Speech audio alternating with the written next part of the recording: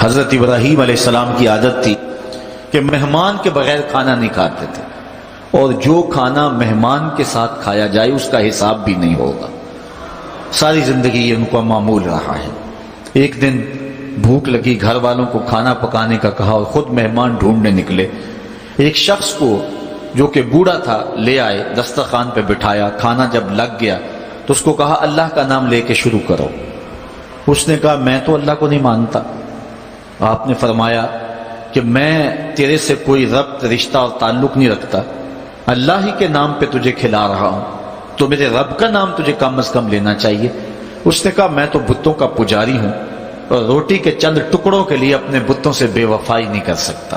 حضرت ابراہیم علیہ السلام بولے جب تو اتنا غیرت مند ہے کہ میرے رب کا نام نہیں لیتا اور اپنے بتوں سے بے وفائی نہیں کر سکتا، تو پھر میرا بھی تو کیا لگتا ہے، اگر میرے رب کو نہیں مانتا تو میں تو کھانا اس رب کے نام پہ کھلاؤں گا، کھاتا ہے تو ٹھیک نہیں تو تیری مرضی۔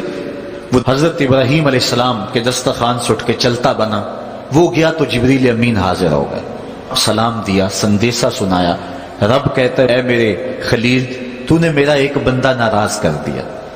یا اللہ، وہ تیرا بندہ تھا، وہ تو تیرا نام لینا گوارا نہیں کرتا تھا، اور تو فرما رہا ہے کہ وہ میرا بندہ تھا۔ ارشاد ہوا ابراہیم بتاؤ اس کی عمر کتنی ہوگی؟ یا اللہ 80 سال کے قریب ہوگی۔ کہا اتنا عرصہ ہو گیا نا میں اس کو رزق دے رہا ہوں، تم ایک دن نہیں کھلا سکے؟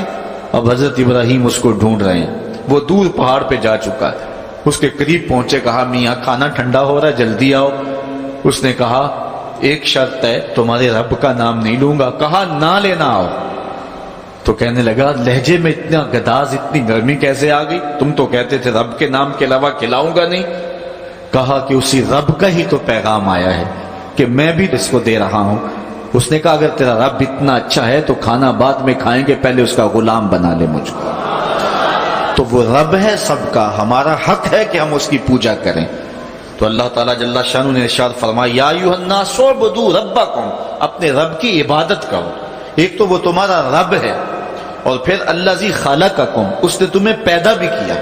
توجہ چاہوں گا کتنی شان ہے کہ اس نے تخلیق بھی کیا اور پھر اس نے تمہاری تربیت بھی کی۔ جو تخلیق بھی کرے اور تمہاری تربیت بھی کرے، کیا اس کا حق نہیں ہے کہ اس کے حضور سجدہ ریزیاں کی جائیں؟ ماں باپ کے اتنے حق کیوں ہیں؟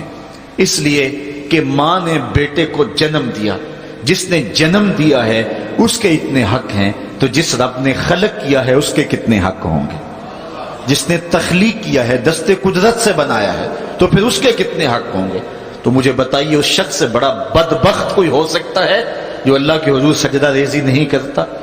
صبح کے وقت چڑیاں بھی اللہ کا نام لے رہی ہوتی ہیں، حشرات الارض بھی رب کا نام پکار رہے ہوتے ہیں، بلوں سے سر نکال کر جانور بھی اللہ کا نام پکار رہے ہوتے ہیں، اور اس شخص سے بڑا بد نصیب زمانے میں کوئی نہیں ہے کہ جو اللہ کے حضور جھکنا نہیں جانتا، جو اللہ کے حضور جو ہے وہ عبادت کا سر نہیں رکھتا۔ وہ رب ہے جو تمہیں پیدا کرنے والا ہے۔